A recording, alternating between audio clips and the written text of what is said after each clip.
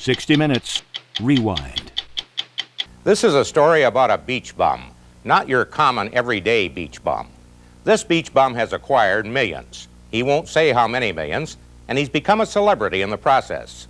Everyone who has ever surfed or sailed knows him as just plain Hobie, the man who has everything, except a necktie. There are people who told us they've never seen you dressed any differently than the way you're dressed right now. Do you own a coat and tie? I don't think so. I had one a long time ago, and I don't know if it's in the closet there. I've tried to avoid that. I like comfort. I like it here where it's a nice, simple life. So if you had to go somewhere in a coat and tie, you're not even sure where you'd find it? I had to go to a thing last year that was supposed to have a coat and tie, so my brother-in-law loaned me his coat and tie. Hobart Laidlaw Alter has spent almost all of his 48 years on one beach or another in Southern California. Growing up in Laguna Beach, Hobie became a surfer, of course, and he was good enough at it to win a lot of trophies.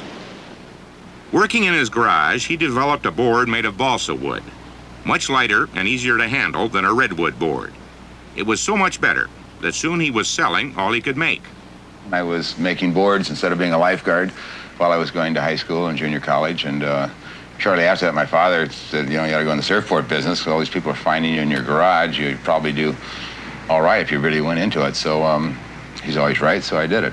In 1957, he switched from balsa to an even lighter plastic board, and business doubled. The foam board was probably the main thing that we contributed to surfing, was the urethane foam board with a stringer down the center, and the very same construction is still used today. The modern boards today are much smaller than what we used to make, but the construction to it is, I like to take that. The whole secret was getting it lighter, so... Keeping the weight down, yes. By the time he was 30, Hobie was the biggest surfboard manufacturer in the United States, with annual sales of $5 million. He opened this factory in 1962, and at one time it produced 6,000 boards a year. He's kept the factory open, but more out of nostalgia than any other reason. It still produces about 1,200 boards a year, but it very rarely shows a profit. See, there's thousands of surfboard manufacturers around the country. Every kid doing the same thing that the way I started in my garage, they're doing the same thing, and they're doing a good job also, so it's a little tough to compete against them.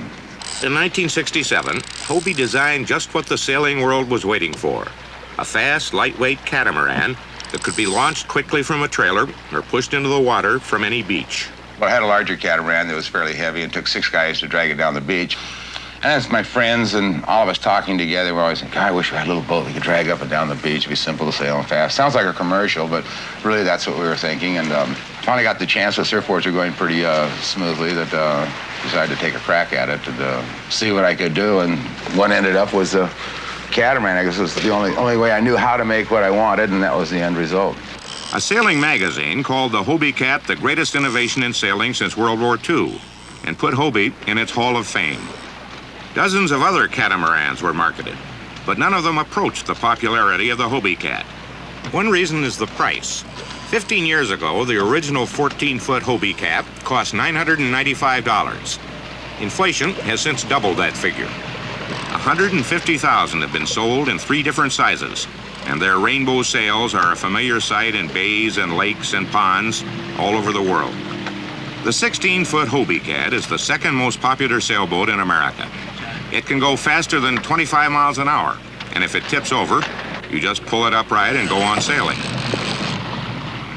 I am not a sailor, but when Hobie offered to show me how to sail a Hobie Cat, I figured it was a little like Henry Ford offering to teach me to drive.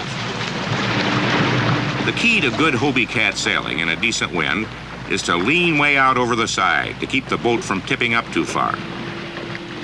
It's not as easy as it looks. Spread your legs apart. Now, stretch out. Stretch out. There you go. Oops, come back.